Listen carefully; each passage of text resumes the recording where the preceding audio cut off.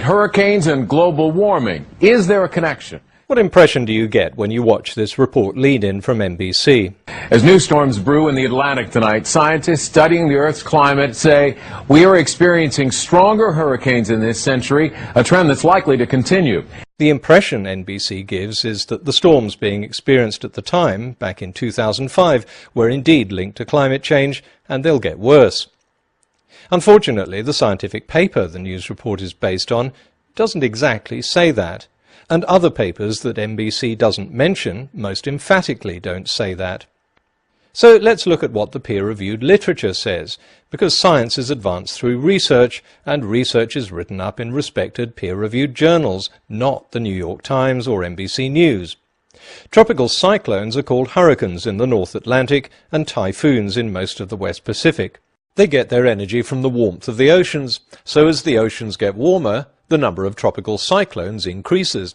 A 2008 study suggests that just a half-degree rise in North Atlantic sea surface temperatures would increase the number of hurricanes by around 40%. In his movie An Inconvenient Truth, Al Gore implicated global warming, but it's not that simple. Climatologists say it's likely the increase in hurricanes we saw between 1995 and 2005 is mainly due to a 60 to 80-year natural cycle, not global warming. By the way, this cycle, called the Atlantic Multidecadal Oscillation, may also have contributed to the recent fall in the extent of summer sea ice, but I'll cover that in another video. Secondly, even though global warming will raise sea surface temperatures, that isn't the only factor that influences the formation of hurricanes. Another is the difference in temperature between the sea surface and the upper troposphere. And as global warming continues to warm the upper troposphere, this temperature difference is likely to decrease over the next century. Global warming also increases something called wind shear in the upper troposphere. That's the steepness of change as you cross wind speed contours. And greater wind shear has a habit of chopping off the tops of hurricanes before they get a chance to form. So if the effect of climate change is to decrease temperature differences and increase wind shear, doesn't that mean that increased global warming would lead to fewer hurricanes, not more? Well, yes. That was first postulated in a 1998 paper published in the Bulletin of the American Meteorological Society. The researchers tentatively concluded that a doubling of carbon dioxide levels in the atmosphere would probably not lead to more tropical cyclones on a global scale. The very modest available evidence points to an expectation of little or no change in global frequency. Over the next 10 years, that modest evidence was added to substantially. In 2010, a definitive review of all the research and the data was undertaken by an expert panel and published in Nature Geoscience. Their report projected an 18% decline in the number of tropical cyclones by the end of the century and a 30% decline in the number reaching land. But there's a twist in the tale. While normal hurricanes would fail to form because of contrary atmospheric conditions, these wouldn't be able to stop the strongest hurricanes from forming, and because sea surface temperatures will be higher in future, these strong hurricanes will be exceptionally strong. So the same research papers conclude that while overall the number of hurricanes will decline, those that do occur will be especially strong. The Nature Geoscience paper estimated that the wind speed of hurricanes will probably increase 2 to 11% by the end of the century. That may not sound like much, but a study by Emmanuel concluded that a 10% increase in wind speed translates to roughly a 60% increase in damage. The next question facing researchers is, has this process already begun? Are we already seeing stronger hurricanes because of climate change? A 2005 study published in Science found a large increase in the number and proportion of Category 4 and 5 tropical cyclones worldwide since 1970. That same year, a paper published in Nature reached the same conclusion.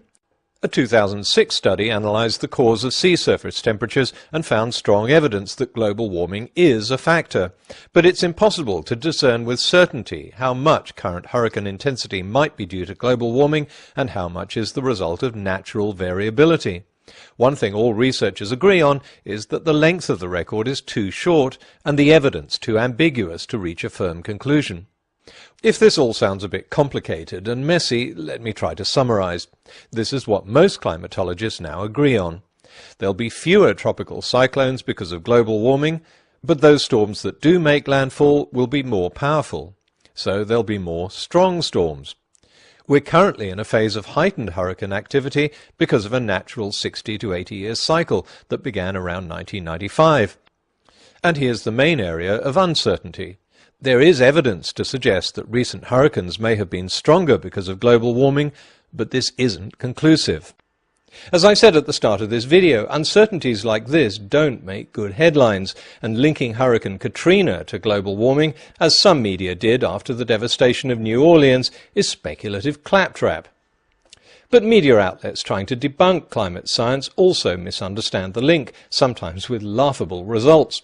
Here's Britt Hume trying to show that hurricane activity has decreased. The Northern Hemisphere is actually experiencing near-historic inactivity so far in 2007. Without realizing that this is exactly what climate scientists say should happen due to global warming. Some global warming alarmists, you remember, issued predictions of an era of stronger and more frequent hurricanes following the devastating storms of 2005. But the warnings about more frequent hurricanes were related to a natural cycle, not global warming.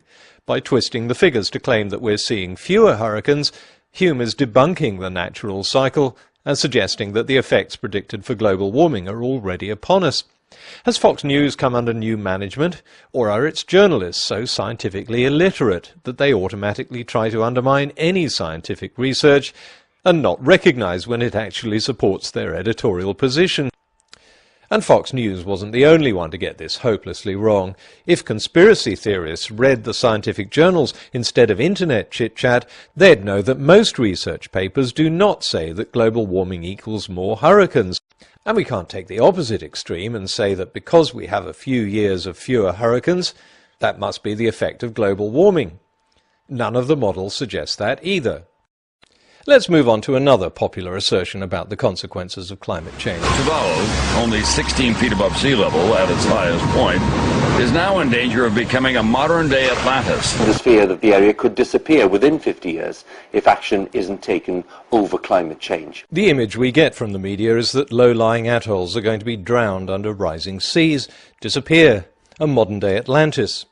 Apart from polar bears on icebergs, the precariously low-lying islands of the South Pacific are the poster children for global warming.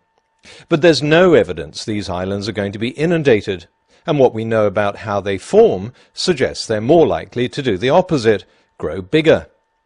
To understand this, you have to think about how these islands formed in the first place. We're not talking here about continental islands, which are off-lying peaks separated from the mainland by rising sea levels at the end of the last ice age. True oceanic islands were created by volcanic activity in the middle of oceanic plates. But if many of these volcanoes eroded and disappeared millions of years ago, why are the islands still here? The answer is that the coral fringe around them is alive and growing. Dead coral, either broken off by wave action or marine organisms, builds up to form an island, and it's still building these islands today. This isn't exactly news. The process was first postulated by Charles Darwin, and a number of papers have been published over the decades documenting the continuing growth of these islands. Although research continues, there's as yet little evidence that the expected rate of sea level rise will reverse that. In 2010, Arthur Webb and Paul Kench analysed hundreds of historical aerial photographs and confirmed that 23 out of 27 Pacific atolls are indeed either stable or growing in size, including Tuvalu. So why do climate scientists insist that these islands face problems? Well, the problems are related to other issues caused by climate change, such as storm surges, coastal erosion and saline intrusion, not total submergence from rising seas. But of course, the stability of the islands depends on the continuing health of the coral reefs, which brings us on to this. What happens is that the tropical waters where they live are getting too warm, and when they get warm, the corals actually purge. They literally blow out the zooxanthellae, and when that happens, they go from vibrant purples, greens, and reds to sort of dull oranges and whites. The corals actually die. The real story of coral and global warming is a bit like the game of good news, bad news. And the bad news, of course, is that there's no doubt that warmer waters can damage coral. Corals survive by forming a symbiotic relationship with algae, which feed them. When average water temperatures increase by around 1 degree centigrade, the algae become unproductive and are expelled. This leaves the coral looking white and dead, a process known as bleaching.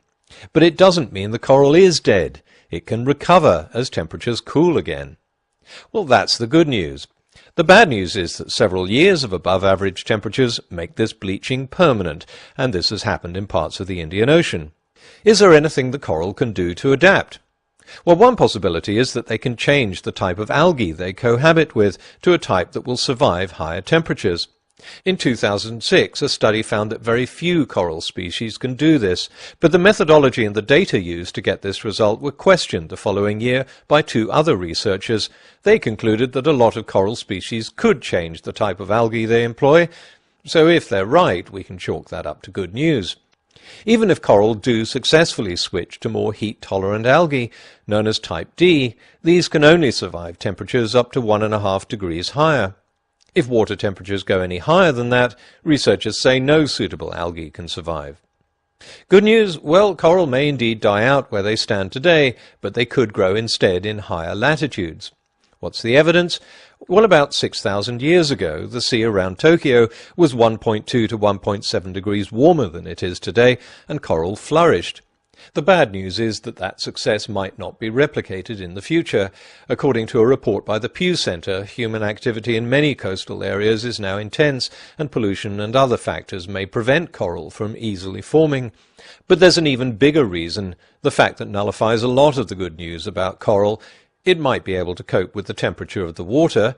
What it may not be able to fight is rising acidity, as increasing carbon dioxide in the atmosphere dissolves in the oceans to form carbonic acid, and acid eats away the calcite shells in marine organisms, including coral. But a study from Stanford University found that corals will only be affected when carbon dioxide levels reach 550 parts per million. That's expected to happen in 2050. Carbon dioxide dissolves better in colder water, so cold oceans are feeling the effects first. I'll look at that in a later video. To be honest, on the whole, most media don't do a bad job in reporting the science. Sometimes they do get it wrong quite spectacularly. Often, newspaper headlines and 2-minute TV news stories don't have room to report the complexities reflected in the science journals. The problem is, critics confuse these headlines with real science, so when inaccurate and hyped stories in the media are shown to be wrong, it's assumed that the science was wrong. Anyone who's watched my video series from the beginning knows it's a familiar pattern.